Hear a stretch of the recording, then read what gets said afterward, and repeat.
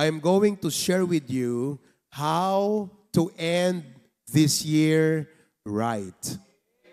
So makikita nyo, it's like two faces of one coin.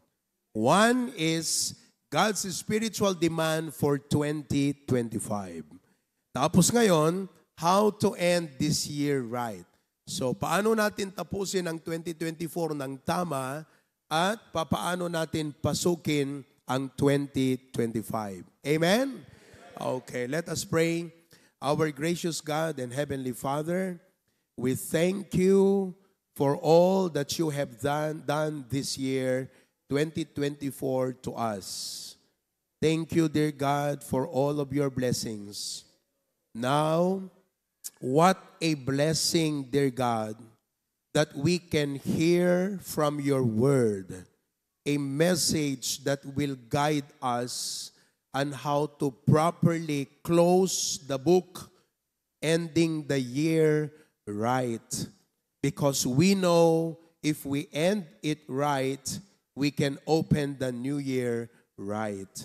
Bless your servant, bless the internet connection upang ang lahat ng aming mga brethren here and far would hear the message of God clear today. Bless everyone who will listen, even those watching on Facebook, on YouTube, on our website, and even those on the Zoom right now. What a blessing to have hundreds of members of the HBBC family coming together to worship you and to listen to your message. Bless this hour. We commit to you. In Jesus' name we pray. Amen. You may be seated.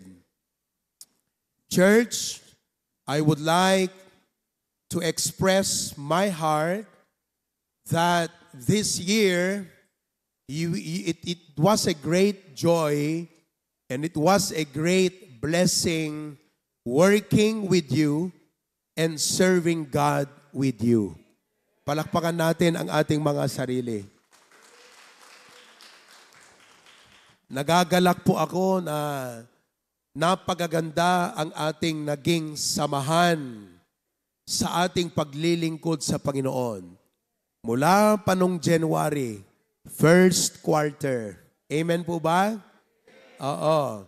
And by the first quarter, all of us prayed together and worked together so that one of the major achievements of our church this year ay nangyari po noong first quarter ng March 2024. When we opened the new outreach of the HBBC Sanchez Mira, Cagayan. Palakpakan naman natin yan. And this new outreach is now a growing ministry. Did you know that our new outreach is now averaging about 40 in attendance every Sunday?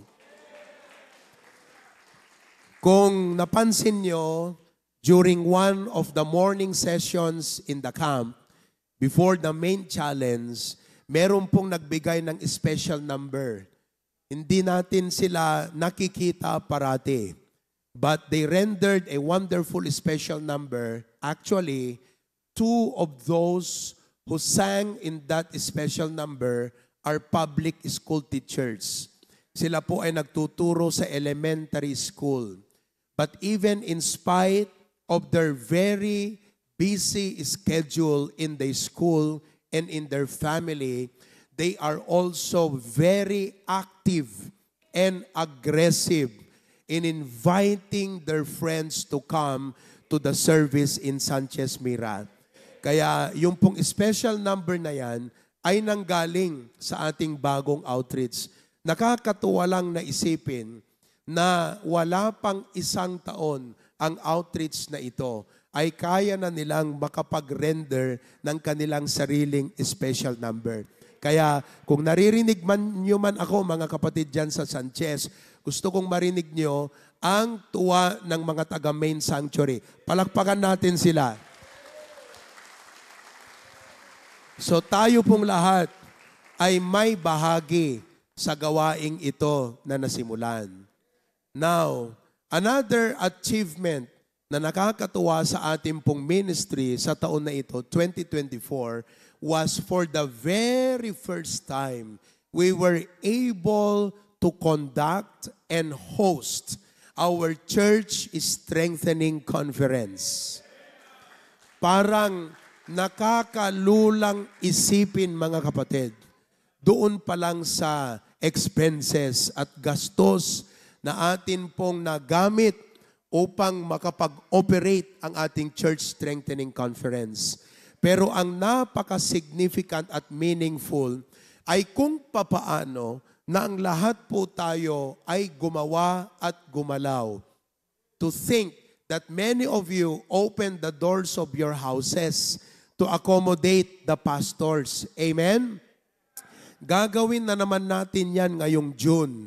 Will you again open your houses for pastors? Amen. Okay. Yung iba ay nagdala pa rito ng mga beddings. Hindi ko alam kung nakabalik yung bedding sa inyo. Nakabalik ba? Very good. Pwede bang ipahiram nyo ulit ngayong June? Okay. So for the first time, our church conducted a very big conference in Ilocos Norte. And you know, what makes this really significant is that not many churches can have this on their own. Sometimes, pag nag-conference ang church, hindi lang isa. It involves many because of the contribution of resources.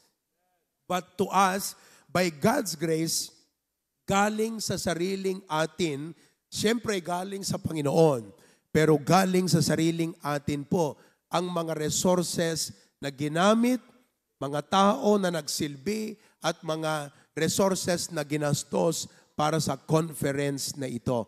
That's a milestone for HBBC. Amen po ba?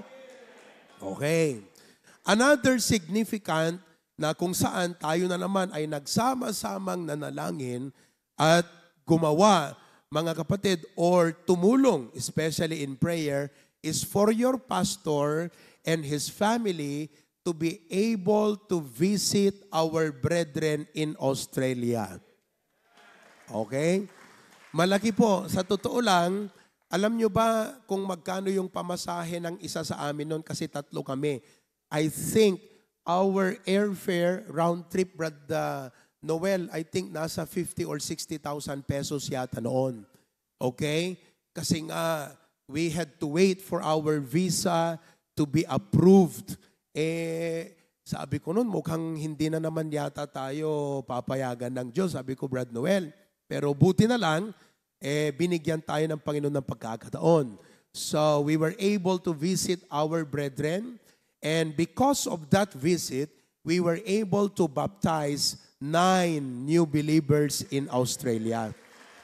Okay? Pakita mo nga yung mga brethren natin dyan sa Australia. Oo. Nandyan pa ba kayo, mga kapatid? Ayan, no? Ang dami nila ngayon, no? Tignan mo yan. Oh, praise God for that. I'm glad to see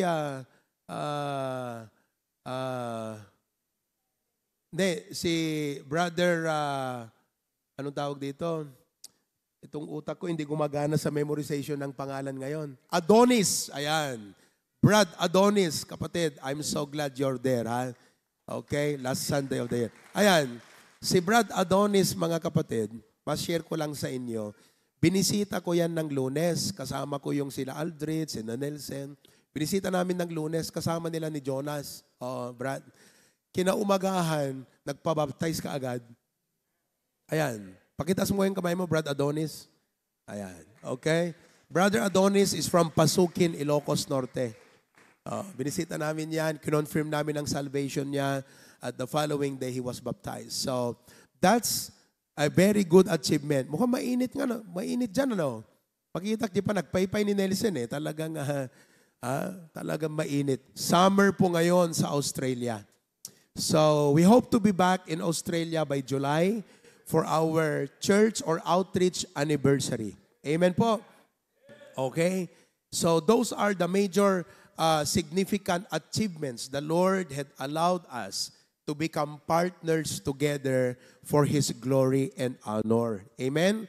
Also, this year, significantly, ay nasimulan na po nating makapag-outreach doon sa Ilocos Sur. So pray for that at ganun din sa Tugigaraw. By 2025, let's work together and partner together and pray together to be able to start 2 outreaches in 2025. One in Tugigaraw City and another one will be in Ilocos Sur, particularly Bantay, Ilocos Sur. Amen po ba? Okay? So, palaki ng palaki, lumalawak ng lumalawak ang gawain ng Panginoon ng Hosanna Bible Baptist Church. Amen?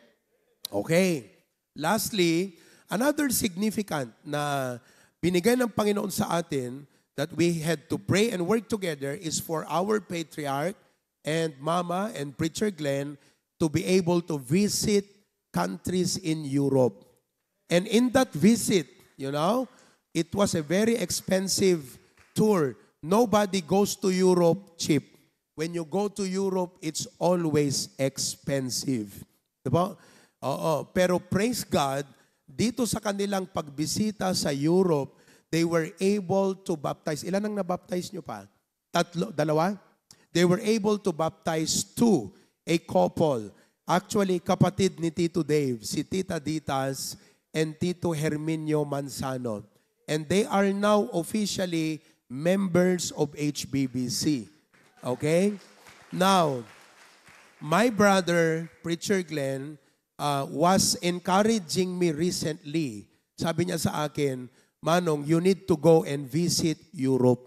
So perhaps this year or next year or 2026, we'd like to be able to visit Europe and establish outreach wherever the Lord will lead us in the area, mga kapatid, sa Europe. Amen?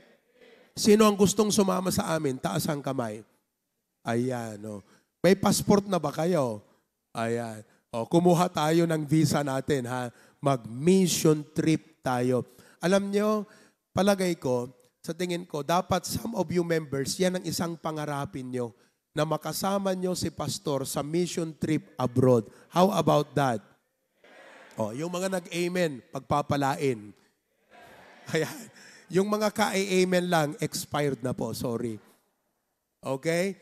But, church, it has been a great joy and it has been a great honor and privilege to serve God with you this 2024. And as we end the year right, I'd like to share with you this message. As we close the chapter of this year, it is crucial to end it right or in the right way. Sana po, hindi po tayo matulad sa mga unsaved or unbelievers that coming to the end of the year, they would be drifting. Alam niyo pong ibig sabihin ng drifting? Natatangay sa hangin. Depende sa ihip ng hangin. Tayo po ay hindi nakadepende sa ihip ng hangin. Tayo po ay nakadepende sa pangunguna ng banal na Espiritu sa ating mga buhay. Amen po ba? Let us finish the year strong. Kahit pagod, pero strong. Tignan mo ngayong katabi mo kung mukhang pagod. Oo. Pagod, pero strong. Amen? Oo. Maraming problema, pero strong. Walang kapera-pera, pero strong. Amen? Tanungin mo ngayong katabi mo kung may kapera-pera yan. Kumusta, Brad? Kumusta ang ating bulsa? Amen? Oo. May sakit ba yung bulsa nyo? Yan ang lagyan nyo ng Salon Pass, mga kapatid. Pain reliever po yan. Okay? Oo. let us finish the year intentionally. Huwag po tayo maging passive na come what may. Kung sino ang may party, doon ako makikikain. Huwag lang po tayo maging passive. Let us end the year intentionally. Let's not allow situations to take charge. Let us be in charge of the situation. And let us end the year spiritually focused. If I will lend you a binocular, alam niyo yung ibig sabihin ng binocular? Yung telescope na dalawa ang mata, binocular. So ang gawin mo, para makita mo yung object, i-adjust mo yung focus. So we must end the year na ang focus pa rin natin ay hindi lamang sa mga ano ang ating kakainin sa Noche Buena. Ano ang paputok natin? 'Di ba? Ano ang fountain na bibilhin ko? Saan kaya ako makikikain? Ano ang gagawin kong listahan? Saan ako mauuna? Ganyan. 'Di ba? O, kung may mag-birthday sa 31, sinong mag-birthday sa 31 sa inyo? Sister Jen. Ayan, tandaan nyo na. Alam nyo na ang pupuntahan nyo sa December 31. Malaki-laki naman ang paraangan ng bahay nila. Di ba? Si Ma'am Cora, birthday niya, January 1. O, January 1. Di ba? Huwag lang po sana yan. But let us be spiritually focused. Amen po ba? Okay. Ngayon, merong 5 na nais ko pong ibahagi sa inyo. How to end this year right. Number 1, end this year praising. Praising. The word is Praising. Praise the Lord. Ganito po yan. Ang sabi sa Psalms 150 verse 6, let everything that hath breath. Humihinga ka pa ba? Oo. Pakitalyaw mo man takaabay mo? Oo. May breath pa ba yan? Good or bad? Sabihin mo nga sa katabi mo, hello. Ayan. Good or bad breath? Oh, kahit man good or bad yan, basta humihinga, okay pa rin yan. Okay? Now, let everything that hath breath, ano dapat ang gawin? Praise the Lord. Praise ye the Lord. Now, sa makatuwid mga kapatid, ganito yan. Lahat naman ng tao, saved, katulad nyo. Amen kung saved. Okay? Or unsaved, galing sa Diyos ang pagpapala. Correct? God showeth good to the righteous and the unrighteous. The sun riseth to shine both to the saved and to the unsaved. Ang pagkakaiba noong ligtas na tumanggap kay Kristo at saka yung hindi naligtas pa dahil hindi pa tumanggap kay Kristo, kung parehong tumanggap sa Diyos ng pagpapala, ang pinagkaiba, yung tumanggap kay Kristo, marunong kumilala sa Diyos. Naunawaan nyo yan? Kaya nakakatuwa lang isipin mga kapatid, na meron po tayong rason, and that is the presence of Christ in us, upang kumilala lalo na sa ating Panginoong Diyos. Papaano po natin i-praise ang Panginoon o kilalanin ang Diyos as we come to the year end? Una, let us remember and let us reflect on the provision of God. Amen ba? Kayo ba ay naramdaman nyo kung gaano kasignificant ang provision ng Panginoon sa inyong mga pamilya? Malamang marami sa inyo ang provision, may bagong sasakyan. Meron pa sa atin, ngayong taon na to nagkaroon ng sasakyan? Hindi man bago, pero bagong luma. Alam niyo yung bagong luma? Second hand, pero bago sa'yo yun. It's a new thing to you. Bagong luma. Amen po ba? O, meron po ba sa atin nagkaroon ng bahay sa taon na ito? O, meron po ba sa inyo nagkaroon ng asawa sa taon na ito. Tumaas ka ng kamay, taas ka ng kamay yung mga bagong nakapag-asawa sa taon na ito. Raise up your hand. And please stand. Tumayo yung mga bagong kasal. Ayan. At ngayon ay bagong sakal. Ayan. Tignan nyo. 1, 2, 3, 4.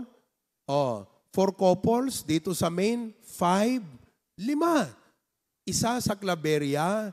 Isa sa Sanchez. Sino pa? Mesa, Jelawag. Isa sa Lawag. 8 ang kinasal ko. Amen? At lahat yan, ninong ako. Amen? Huwag na kayong magmano sa akin, ha? But I praise God. Nakakatuwa lang na sa taon na ito, ay binigyan kayo ng Panginoon ng asawa. Amen? Palakpakan natin sila. Thank you very much. Kumustahin nyo nga yung mga bagong kasal? Kumustahin nyo? Kumusta? Masaya ba? Masaya? Masaya? Masaya pa yan kasi nasa honeymoon period. Amen? Antayin yung time na cinnamon period. Okay. Honeymoon, cinnamon. Okay? But praise God for His provision. Praise God for His providence. Alam niyo po, ang ibig sabihin ng providence, God's intervention. Personally, this year, may significant sa buhay ko na nakita ko ang providence ng Panginoon. Providence is needed when a problem arises. A problem that is beyond your control and God's divine intervention is necessary to turn it around. I'm so glad and I so thank God, mga kapatid, na isa sa mga mabigat na isipin, kung iisipin mo, na problema na solve sa taon na ito. Personally. And that is God's providence in my life. Amen? So let us not forget all of His benefits toward us. Kaya, I would like to admonish you, as you come to the year end, you need to praise God personally. You need to praise God as a family.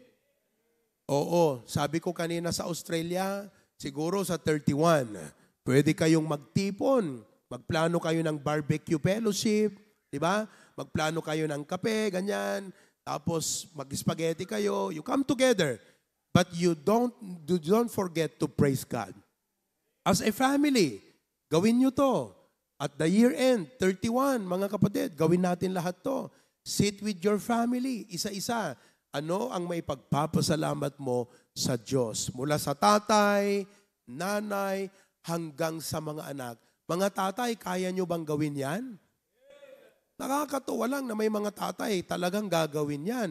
Amen, Tito Ray? Gagawin ni Tito Ray yan. Pagkatapos, doon mo nasisindihan yung paputok mo. Sa harapan nyo mismo. Amen? Let's celebrate. Okay? Ganyan. But we should end the year praising God. Alam nyo po, pag nagtapos ka ng praising God, you will enter the year right. Okay? Number 2. Not only end this year praising, but number 2, end this year planning. Dapat, bago magtapos ang taon, na plano mo na yung pagbukas ng bagong taon. Amen po ba? It only makes sense, mga kapatid, that even though we are coming to the end of the year, it's not yet the end of life. It's just the end of the year, but not yet the end of life. Correct? So because it's not yet the end of life, not only life goes on, but a new year unfolds, unveils. It is only reasonable and sensible that you plan for the new year. Wag lang po ang plano natin nakalista, anong mga bibilhin ko na Noche Buena?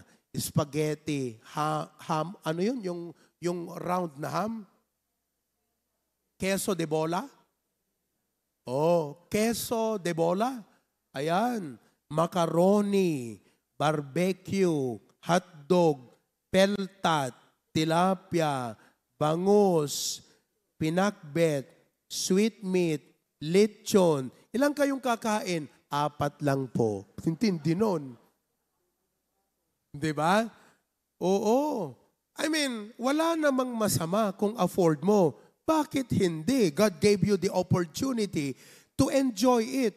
But to enjoy the end of the year without planning for the new year is foolishness. It's foolishness. Lahat ng bagay, when you enter it anew, you have to enter it with a plan. Kaya ini-encourage ko lahat tayo mga kapatid na magplano ng maigi. Maliit man o malaki ang ating kalagayan sa buhay, God looks at it. Do you understand? So let us plan for the new year. Ngayon, ang tanong ay ito, Pastor, okay, ano ba ang mga dapat naming pagplanuhan para sa bagong taon? Now, kung ako po'y tatanungin nyo, ang ibabasa ko sa inyo ay Colossians 1:9.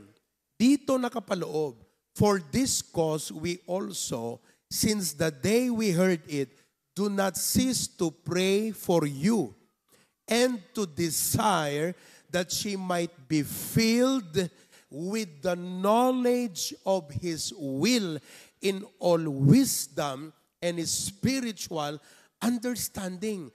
Alam mo, ang plano nagsisimula sa idea.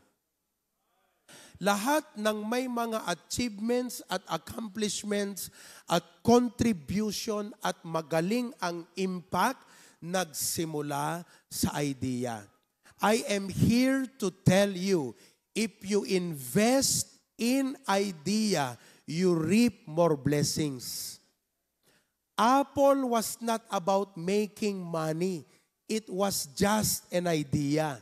Now, do you know how much worth is Apple today? It's one of the biggest companies, mga kapatid, even in the Philippines.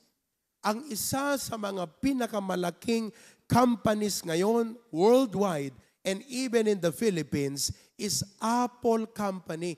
Nung simulan, sino ba yung nagsimula ng Apple? Si Steve Jobs. Kilala niyo ba si Steve Jobs? Siya yung nagbibigay trabaho, Jobs eh. Diba? Si Steve Jobs, mga kapatid, makinig kayo. When he started Apple, he was not thinking about making money. He was just excited with an idea. Hello. And that idea turned into exploration. Nag-explore. Nag-discover siya hanggang sa nabuo niya yung Apple. Diba? Hanggang sa yung Apple naging commercial. It was sold. Diba? Hanggang ngayon, it is still one of the best-selling cellphone technology and laptop and iPad. But it all starts with idea. Kaya kayo, kung gusto nyong maging good na negosyante, don't start with the thinking about making money. Start with idea. Naalala po ninyo, in the beginning was the Word. Oh, it's a message. Naunawaan nyo? Jesus is message Himself. Naunawaan po ninyo yan? Lahat.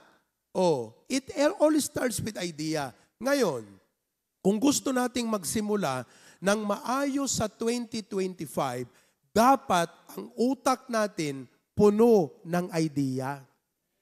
Ngayon, ang tanong, what ideas our mind must have?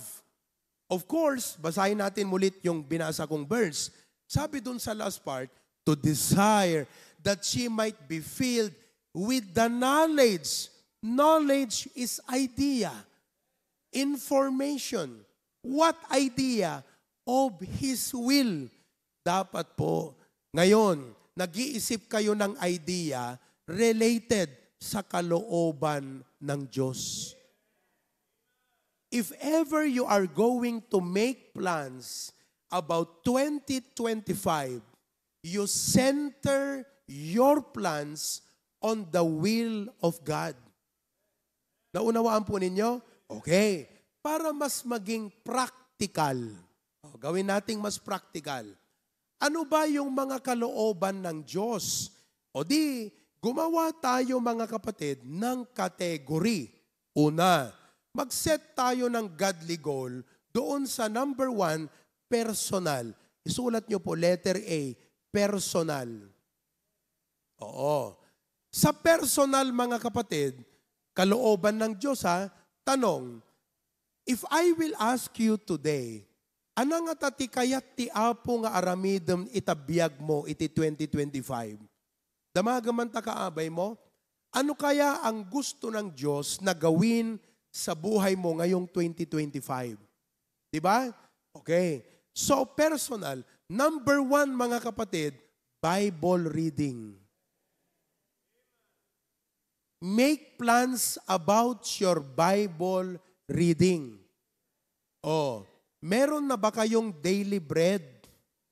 Taas ka ng kamay, yung nakabili na ng kanyang daily bread. Taas ang kamay. Tignan ko, yung iba hindi pa nakakuha. Huwag kayong umuwi, available na po sa baba. Huwag niyong antayin ang Sunday. Kasi ang Sunday, January. What's the date on Sunday? January 5. Kung aantayin nyo ang next Sunday, 5 araw ka nang hindi makakapag-devotion. So, intend to really, kasi ganito yan mga kapatid, pag hindi mo pagpaplanuhan talaga yan, hindi mo magagawa yan. Nagsimple deti nga ba nagkakabsat, pero sa totoo lang, itong personal daily devotion as a Christian myself is very important habit in our spiritual growth. So lahat ay may devotional booklet Pati mga anak may devotional booklet. Tig-iisa. Kung 2 ang anak nyo, bilhan nyo sila ng tig-isang booklet. Kayo mag-asawa, tig-isa. Hindi dapat kayo nagsishare. Paano pag nagsabay kayong mag-devotion, di ba? So tig-isa yan, mga kapatid. Meron tayong journal. Magkano yung journal, Cristel? Magkano? 249. Nagmahal na. Kita nyo? 249. Last year, magkano lang yan? Yung maliit, 99. Nung araw, mga 40 pesos lang yan. Di ba? Pero listen, you plan on doing your personal devotion because, listen to me, mga tatay especially, tinggandak, tatang, that is a spiritual investment on yourself. Apos awan investment mo iti property, awan investment mo ti stock market, at least man lang ada investment mo ta spiritual life mo. Tapnon ti kasta, listen to me, when you invest on your spiritual growth, your family will grow. Ngam no, datay nga tatang, agkukurut ti na espirituan, kasano nga aggrow ti pamilya tayo. Alam nyo, kagabi sinasabi ko sa mga coordinators at pastor, totoo to reality. Sabi ko, as the ministry grows, we need to grow. Diba? Yan ang sinasabi ko kagabi. Habang lumalaki ang ministry natin, dapat nag-grow din tayo. Alam nyo, naisip-isip ko rin pagkatapos, baliktad pala. Baliktad. Alam nyo kung bakit? Hindi pwedeng mauna yung kalesa sa kabayo. Anong gagawin mo, Tata Inting, pag lumakad ka sa lawag, may tumatakbo, nauna yung kalesa, nahuli yung kabayo. Hinahatak ng kalesa yung kabayo. Anong gagawin mo, Tata Inting? Gumising ka na. Kasi nananaginip ka. So, ibig sabihin, mauuna yung kabayo kasi siya yung hahatak ng kalesa. Tayong mga tatay, ang kabayo sa bahay. Ang pamilya natin, kalesa, tayo ang humahatak sa kanila. Hindi po tayo ang hinahatak. Nakakahiya naman na yung misis mo pa ang magsabi sa'yo, lakay, ag-devotion kan. Huwag naman. Dapat tayo ang nagpapaalala sa mga misis natin. Bakit? Nag-devotion kan. Napang ka nag-isaangan, di ka pa nag-devotion. Nagdalos kan, di ka pa nag-devotion. Bakit? Ubing, nag-devotion kayon.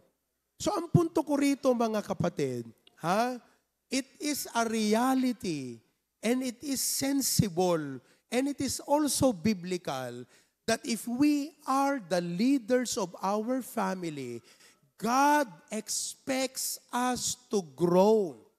He wants to bless our family. We are the key. Ngam no agkudeg tayo, agpakipakipot tay pelang nga tatatang kakabsat, balelaplap dan tayot pa ng bendisyon ti apot pamilya tayo. Datay metlat akin basol, ti panakaisagmak ti pampamilya tayo, gaputa di tayo met ngamin nga aggrow. That's why fathers, I challenge you, you grow. If you don't grow, your family cannot grow. If we grow, our families will grow. So I would like to encourage you, grow. Tignan mo sa 2 Peter chapter 3. Para makita nyo, baka akala nyo, minomotivate lang kami ni pastor. Hindi po. Utos ng Panginoon.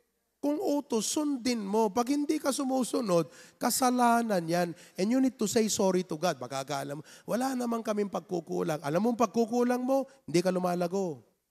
2 Peter 3:18. Anong nakalagay po doon?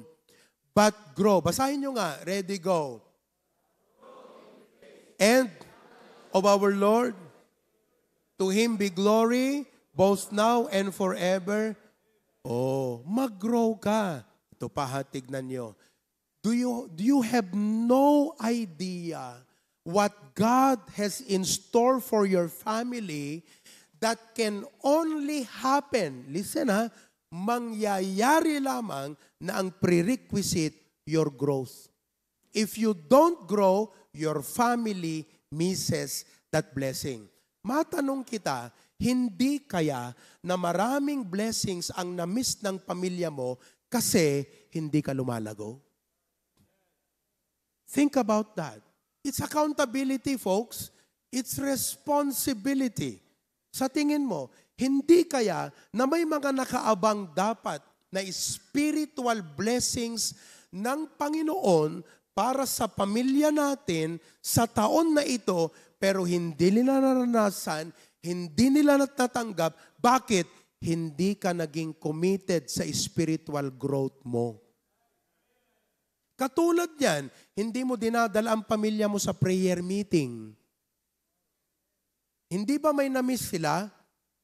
Oh, hindi mo dinadala ang pamilya mo sa Sunday afternoon sa lawag. Yung mga anak natin, kung saan na pinakanta mo yan sa choir. Hello? That is a reflection of our leadership. Kaya ine-encourage ko kayo, nakakatuwang isipin na kung sa preaching na ito, na-move kayo mga kapatid at sinabi nyo, no excuse, no reasons, God's grace is abundant, God's grace is sufficient. As a tatay in the family, I am going to grow. Amen mga tatay? Ayan o, ito na yung ating daily bread, maliit at malaki. Kayo na pong magsimula sa bahay nyo. Tayo na po. Tayo na po ang mag-initiate. Amen? O halimbawa si Brad Noel, babalik ka sa... Kailan ka babalik kapatid? O January 10. O ito si Christian. Christian ang pangalan mo, di ba? O ilang taong ka na Christian? O Christian, ibibilhan ka ni Papa mo lang ganito. Brad, ibilhan mo ha. O yan. Bumili kayo ha. Amen? Kung wala kayong nadalang pera, bayaran nyo na lang sa January 2. Kumuha kayo. 99 pesos ang isa. 99 pesos. So, kung marami naman kayo, buy one, take one, 198 pesos na lang. Kung dalawa. Ayan ang sale. Okay? Hanggang ngayon lang yan, Brad Noel. Christian, huwag kang pagka tinatawagan ka ni Papa mo. Nasasabi niya sa'yo, anak, nag-devotion ka ba ngayon? Kasi mahal ka niya eh. Gusto kanyang lumago sa spiritual. Marami kang matututunan dito, anak. Oo. So tatawagan mo, Brad, every now and then, ha? Pa-follow up mo yan. Anak, Christian, nag-devotion ka na. Anak, nag-join ba kayo sa service ngayon? Ganon. Okay? Ayan, mga kapatid. Number 2, hindi lang sa personal, ay may goal ka pagdating dyan sa personal devotion mo. Bible, letter B, prayer. Magandang gawin natin, bumili na ulit tayo ng notebook, gawin yung prayer diary. Oo. Kayo mga misis, mga bagong sakal, mga bagong askal, yun ang sabi ni Bishop de Vega di ba? Yun sa sakal, nag-uugaling askal at nag-aaklas. Di ba? Ngayon, di ba? Bumili kayo ng notebook, mga nanay.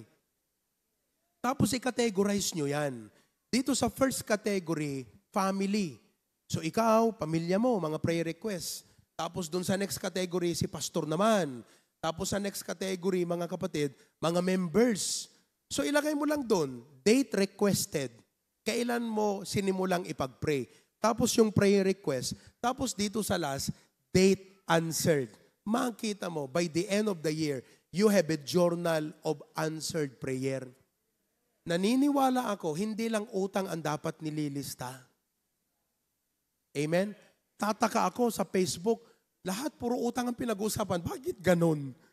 Di ba? Singil utang dito, singil utang dyan. Diba? Pag New Year na, hindi pa nagbayad ng utang, mga ganyan. Hindi lang utang ang nililista, dapat answered prayer din. Amen? Okay, hindi ko na patatagalin ha. Letter C, na-set nyo ng goal nyo, cheerful giving. Yung cheerful giving natin. So, umupo ka, evaluate mo ang finances mo. Halimbawa, evaluate your income, evaluate your expenses, etc. So ilagay mo dyan, cheerful giving. Halimbawa, tithe, kailangang set na yan. Love offering mo, di ba? Mission offering. Uy, mga tatay, wag si Mrs. ang gumawa para sa atin to ha. Tayo ang dapat gumawa nito. Sino sa inyong gumagawa niyan? Talagang consistent kayo. Mission offering, saporin mo, ganyan. Tapos may first fruit commitment pa. Magko-commitment tayo ngayong January para sa ating first fruit for the year end.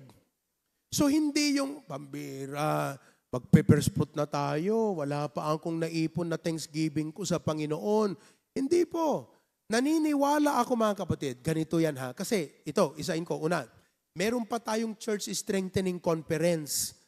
Definitely, magpapa-commitment ako sa church strengthening, 5 months to go. Halimbawa, magko-commit ka, sabihin mo, ang commitment ko para sa gastos ng church strengthening, 5,000. So kada buwan, 1,000 yan. Isa-set aside mo. Hello? Family camp, December. Sabihin mo, magtabi ako ng 500 ngayon. Hindi yung magdadahilan tayo sa December, wala kaming pera eh. Well, I believe God will provide if you do it ahead of time. Naunawaan po ninyo? Tatandaan nyo mga kapatid, na ang kaban sa langit hindi pwedeng maubos. Kaya lang bumubuhos yan sa marunong mag-steward. Are you following? Yun. So doon sa cheerful giving mo, gawan mo na yan. Ang prayer ko, ma-increase natin ang first fruit commitment natin this year. I-announce ko po yan sa second Sunday of January. Amen? Let's increase our first fruit commitment this year. So make plan of that sa cheerful giving mo. Letter D. Ano yung letter A? Pakisigaw? Personal. Number 1, dyan sa personal, Bible reading. Number 2, dyan sa personal, prayer. Number 3, cheerful giving. Number 4, soul winning. Oh, maganda na may desire ka. Maganda na mindful ka. Pero mas maganda pag ginagawa mo talaga. Alam kong marami sa atin dito, soul winner tayo. Pero hindi natin masyadong ginagawa. Halimbawa, sabihin mo, okay, ang soul winning goal ko, 5 souls every month. Oh, ibig sabihin, ioobliga mo ang sarili mo na mag-soul win every month. Hello? Buhay pa kayo mga kapatid? Oh, 3rd week na. Ako, wala pa ako na soul win 5 yung goal ko, ni isa hindi pa ako naka-soul win Punta nga ako sa park, mag-soul win ako. Sabihin na natin na parang out of obligation lang. Pero malay mo, yung out of obligation, maging habit. Yung habit, maging character. Yung character, maging lifestyle mo yan. Naunawaan nyo? Kaysa yung sasabihin mo lang, ako soul winner din naman. Hindi nga lang schedule ako Pero soul win din. Hindi po. Let us set goal. Letter number 5, mga kapatid, discipleship. Mga men, humanap kayo ng didiscipulan nyo sa taon na to. Kahit isa lang. Isa lang. Halimbawa, yung katulad nyo, estudyante, humanap ka rin ng estudyante, discipulan mo. Working ka, humanap ka rin ng working, discipulan mo. Amen? So we are going to work this thing out, our discipleship. Okay? So you can add some more. You can add some more. Pero the idea yo. Hello? Kayong mga choir members, listen choir members, ushers, musicians, basta coordinators, pastors, you expect me to require you to fill that up. Kahit sabihin na nating hindi na Holy Spirit ang gumagawa sa inyo, Holy Pilit, ang sa akin lang, sa kakapilit ko sa iyo, matututo din kayo. Hanggang sa kusang Holy Spirit na ang kumikilos sa inyo. I require you. Okay? I will announce when you need to submit to me your personal plans. Not only that you comply, but also I can pray for you. Amen ba? Amen. Letter B sa personal planning. Ano pa ang pagplanuhan natin? Letter B, family. Ayan letter B, family. Ano ang paplanuhin mo sa family mo? Number 1, family devotion. Sino ang may family devotion? Hindi man regular o madalas. Pero once in a while, nagagawan yung magtipong pamilya at nag-usap-usap at nanalangin pagkatapos. Pakitaas nga ng kamay. Ayan. So, marami pa pala ang hindi pa nakakagawa. I'm not saying regular Basta nagagawa nyo once in a while. Pakitaas nga ulit ang kamay. Let me see your hand. Ayun, very good. Mag-set kayo ng goal ng family devotion. Ganito kasi yan. Sa totoo lang, hindi ako ang benefited pag nag-family devotion kayo. Kaya wag niyong isipin na parang nagdadagdag ako ng kabigatan sa pamilya niyo. Bakit? Ako ba benefited pag nag-family devotion kayo? Not really. Ang benefited pag nag-family devotion kayo, kayong pamilya. Alam niyo ba na ang family devotion ay nagbi-build up ng relationship sa loob ng pamilya? Naalala niyo yung aking tinuro isang umaga? There are three important ways in child rearing. Yung nakakaalala sa inyo, 3 pamamaraan ng pagpapalaki ng mabuting anak. 3. Ano yon? 3 letter R lahat. Anong kailangan? Number 1, relationship. Ang ibig sabihin ng relationship, hindi lang ibig sabihin na tatay mo ako anak kita, makinig ka, sumunod ka sa akin. that is legal, biological relationship. Pero ang ibig sabihin ng relationship dyan, mga kapatid, you invest in building relationship. Hello? Oh, ano yung number 2? Sigaw ang sagot. Rules, isa pa. Sigaw ang sagot. Hindi, number 2. Isa pa. Rules, ang bahay dapat may patakaran. Without rules, kanya-kanya. Without rules, walang reason kung bakit kailangan sumunod ang anak. Number 3, ano yung pangatlo? Rod. Rod means discipline. Kung maliit, kailangan paluin. Pero, tignan po ninyo, yung tatlong yan. Makinig maigi ha.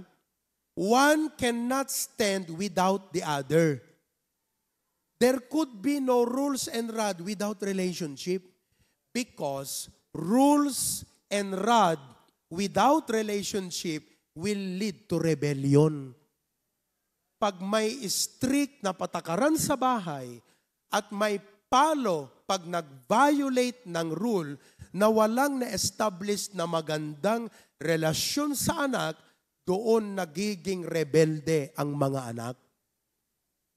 Tama o hindi? Oo. Ngayon, hindi rin po pwede na may relationship na wala kang batas at walang pagdidisiplina. Sapagkat ang bata, lalaki ang ulo. Halimbawa, sabi mo sa kanya, paminsan-minsan, natuwa ka sa anak mo. Sabi mo, anak ko, intay ag Jollibee. Saan kayo nag-Jollibee? Sa McDo. Diba? Sabi mo, anong gusto mong orderin, anak? French fries, large. Ilan? 5. Opo, pambira. Bumili ka ng 10. Kaya mo ba yan? Bira, no? Tuwang-tuwa sa'yo yung bata. That's relationship. Amen po ba? Tapos, ang relationship, when you sit and talk, yun yung family devotion eh. Nag-uusap kayo. Kumusta ang pag-aaral? Amen? Kumusta ang grades mo? Tingnan ko nga yung mga grades mo, anak. Pambihira. Puro F. Ano tong F, anak? Fasado, tatay. Fasado. Puro ka fasado. Pambihira, parang yung kwento ng isa, binigay niya sa tatay niya, F lahat ang grado. Sabi ng tatay, ano to, anak? Fasado, tatay. O di graduation na, pumunta yung tatay sa graduation. Tuwan-tuwa. Kasi daw, akala niya, fasado yung anak. Aba, hindi pala magmamarcha yung anak kasi yung F failed. Hindi pala nakafasa. Umuwi ngayon yung tatay, mga kapatid, galit na galit, sinundan ng anak. Nakita ng anak, naghasa yung tatay ng buneng. Pambihira ng itak. Natakot yung bata. Sabi niya, tayo, anong gagawin mo? Fafatayin kita. Diba? Kumustahin mo naman yung grade. Hello?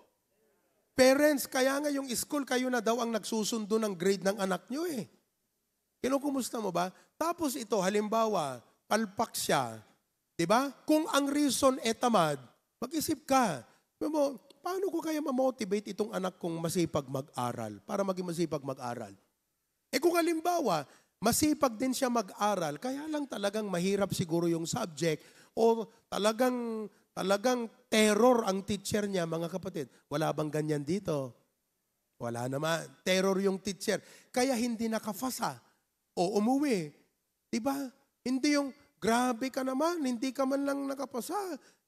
Ginawa niya yung best niya.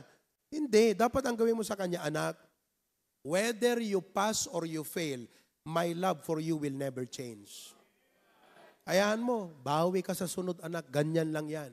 Sometimes you don't only celebrate yung ikaw ay nakapasa. Kung may failure ka, that's a learning lesson. Pero ito, anak, how can I help you? Paano ba kita matulungan? Bakit hindi ka nakapasa? Kasi nana, mami, mama, mas to ang hirap eh. Hayaan mo, gagawan natin yan ng paraan. Ganito, ganyan, ganyan. Amen? You see, that is relationship.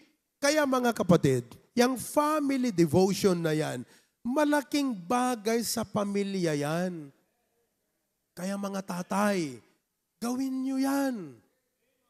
Hello? Oh, sabi ko matag, kiring kay mo ito nakakabsat. Tinawan nga may ibagbaga, sabi ko matag, 2025, gagawin nyo na talaga. Amen? Okay. So, more on that sa family. Halimbawa, bakasyon. Lagay nyo na dyan.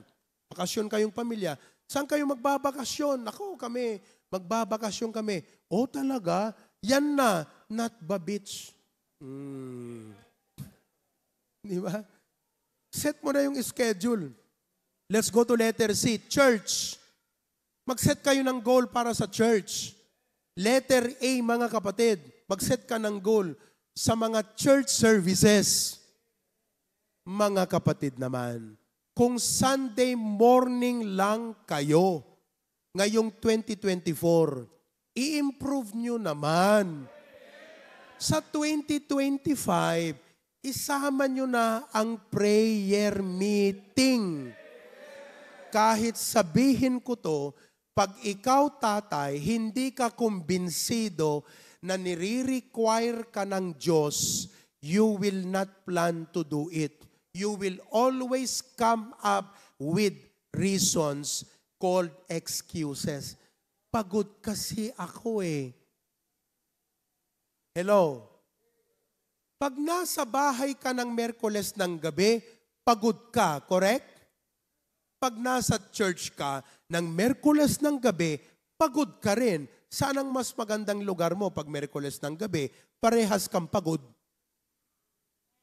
Doon ka na lang sa church. Tatay, gawin natin yan. Na-bless kayo sa family camp? Na-revive kayo sa preaching ni Bishop De Vega? Oh, mga kapatid, gawan nyo ng action yan. Simulan nyo na. Our first prayer meeting will be January 1. Oh, let every one of us will be here on January 1. As a family, you should be one on January 1 and be one with the HBBC family. Huwag yung January 1, uno na uno, prayer meeting, wala na naman. Walang pasok sa January 1 ha. Gumising kayo kahit anong oras gusto nyong gumising. Halimbawa, gusto nyong gumising ng 3:00 ng hapon, go ahead, make my day.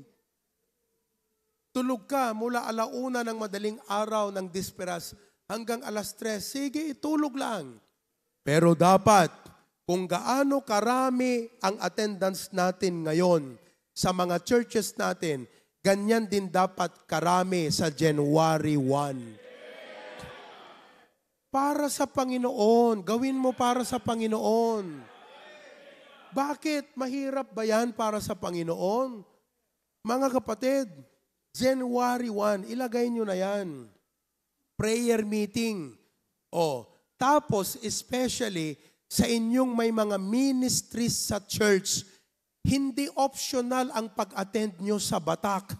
Huwag nyong ilagay ang isip nyo sa position na optional ang mag-attend sa batak. If you have a ministry, you are required to attend the Sunday afternoon service in Lawag. And if you don't come, mag-message naman kayo. Kasi may ministry ka. May obligasyon kang mag-submit ng excuse letter. Hello? Pastor, sorry, we cannot attend today in the Sunday afternoon. Hindi ako makakanta po sa choir ngayon. Hindi ako makapagtugtog ngayon. Diba? Hindi po ako makapag-usher ngayon kasi po ganito. Hello? Lahat yan mga kapatid. Oh, next. Oh, tuloy pa natin. Buhay pa kayo? Oh, under sa church, ano yung una? Church service. Letter B. Church schedules. Church schedules. Oh, i-announce ko na, our Vision Sunday will be January 5. So every one of us should be here January 5. Okay? Our Pastor Sunday will be May 11. May 11. Sulat nyo na po. Okay? Our Church Strengthening Conference will be June 10 to 14.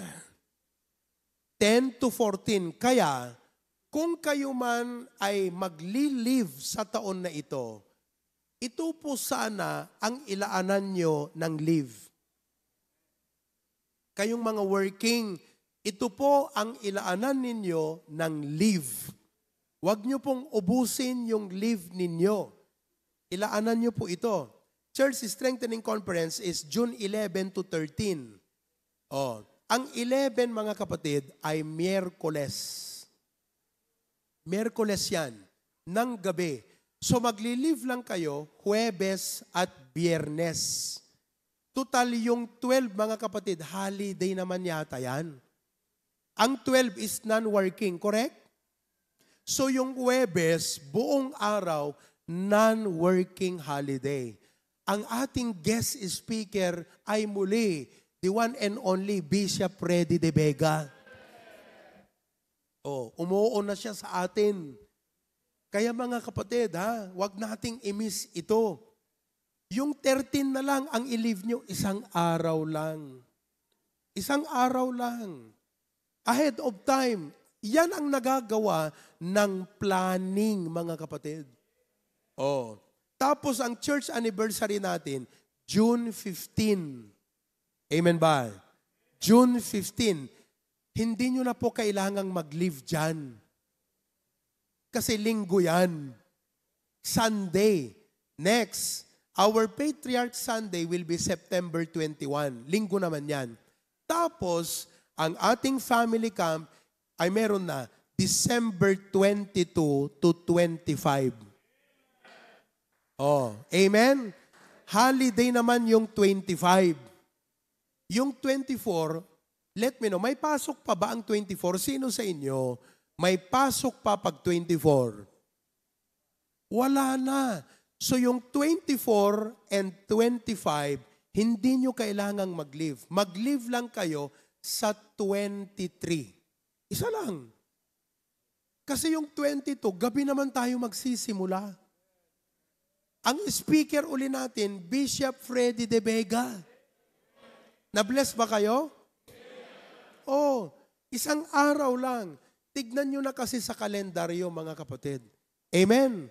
Yun. Yan ang mga church activities natin. Okay? So you can now plan ahead of time. So, wow. I hope meron po akong naibigay sa inyo na magandang way para matapos ang ating 2024. At makapasok tayo ng 2025, more prepared tayo. Amen po ba? Pakitaas ka ng kamay, ang magsasabi, Pastor, by God's grace, I will do that. Gagawin ko yung planning na yan. Taas ang kamay, taas ang kamay, taas ang kamay. Magpa-planning ako. Ayan. Gawin nyo ha. Amen. Okay. So ituloy na lang natin yan sa mga susunod. Let's end the year. Ano yung number 1? Praising. Number 2, let's end the year. Planning. Let's end the year, number 3, purifying. Purifying. Sa Joshua 3:5, ganito yan. Bigyan ko lang kayo ha. Joshua 3:5. Ito. And Joshua said unto the people, sanctify yourselves. Alam niyo po yung sanctify doon? Maligo kayo. Yan, maligo kayo. Maglinis na kayo. Declutter in English, if you understand the word. Sanctify yourselves, for tomorrow the Lord will do wonders among you. Who among of you are believing and hoping that 2025 will be a wonderful year? Say amen. Umaasa po kayo ng 2025, your life will turn around. Magbabaliktad po ang 2025 para sa inyo. Yung utang, mga kapatid, magiging tang-o. Magbaliktad lang. Oo. Amen? I mean, your life will turn around. You are hoping na, Lord, sana makalampas na kami sa utang namin. Lord, sana gumana na ang magandang negosyo sa amin. Hello? Hindi po yan nakukuha sa mga pagbili ng mga prutas na bilog.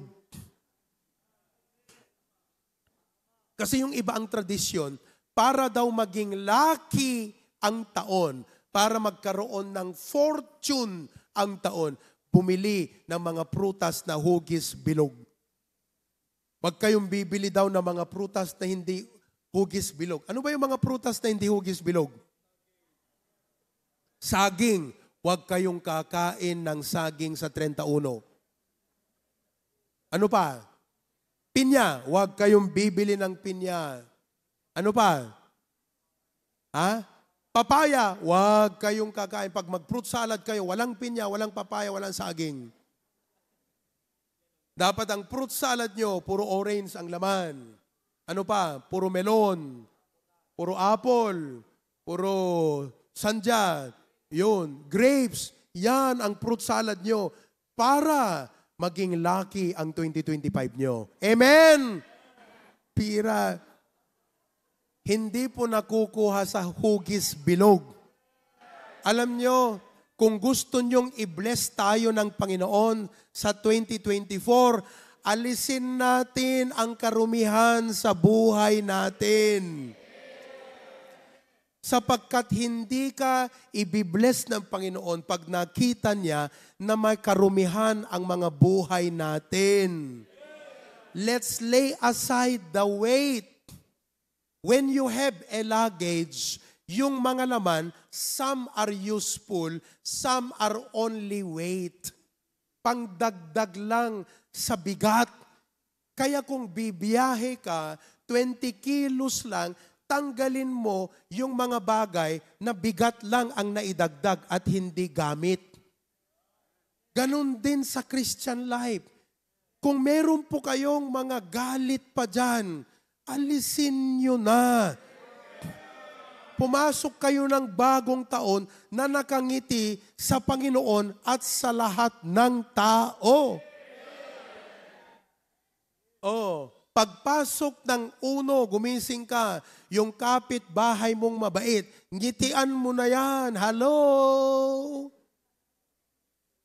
Yung mga kagalit mo, ngitian mo na. Amen po ba? Learn to forgive. You know, if you harbor hatred in your life, hatred is a poison. You thought that the person will have it when you are the one being harmed. Pag may galit ka sa kapwa, yung ikaw yung tao na nangangarap na nasasaktan yung kagalit mo, pero ikaw pala ang nasasaktan. Malay ko ba kung galit ka sa akin, basta ako, masaya ako. Patawarin nyo na ako. Amen? Kaya nga sabi ko kagabi sa mga coordinators, if I have done anything that may have hurt you, if I have loopholes, lapses in my leadership and in my personality, I don't want to make excuses about it. I take the responsibility. Pray for me. I want to grow and improve. But forgive me for those wrong I have done. Amen ba mga kapatid? Alam ko naman kailangan ko pang mag-improve sa sarili ko I have learned lessons this year. Marami akong natutunang lessons sa taon na to. From problem, from pain, from many things I learned. Magpatawaran tayo. Amen?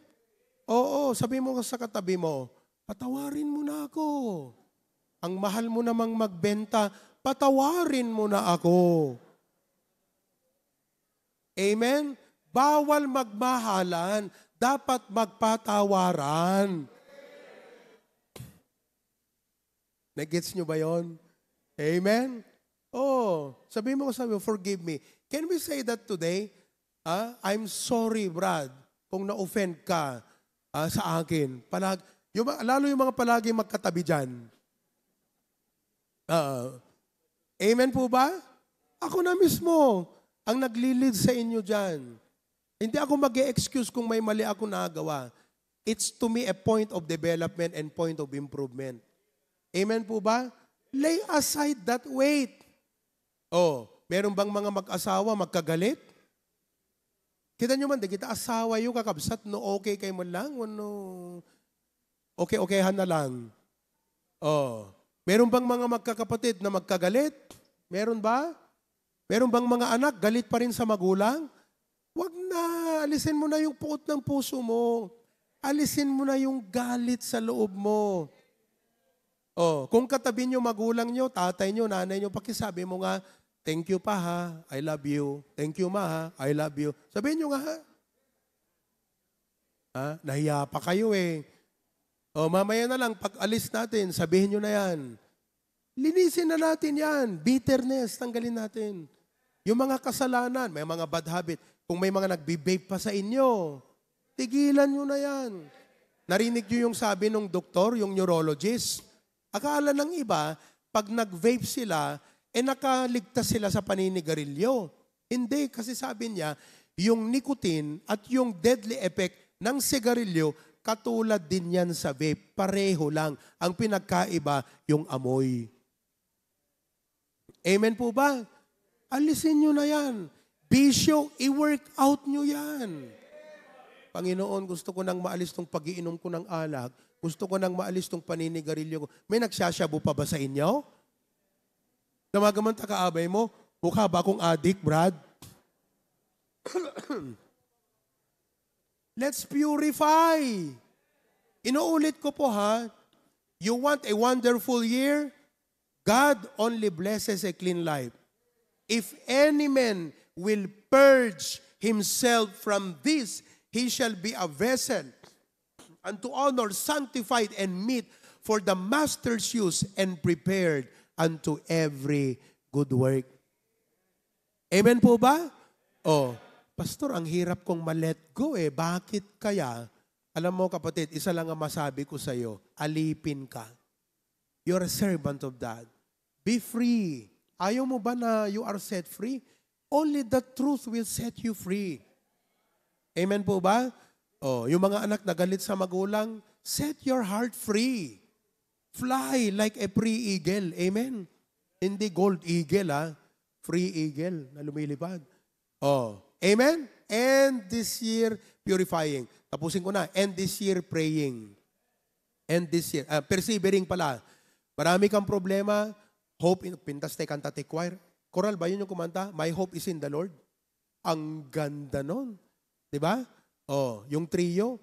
Tsaka, napakaganda na maalala natin mga kapatid. Let's persevere. And lastly, end this year praying. Tapusin natin ang taon na ito na nananalangin tayo. Asking God for help. Asking God for blessing for 2025. So basahin nga natin. How to end this year? Number 1, end this year. Number 2, end this year. Number 3, end this year. Number 4, end this year. And number 5, end this year. Praying. If you do that, you have a good new year.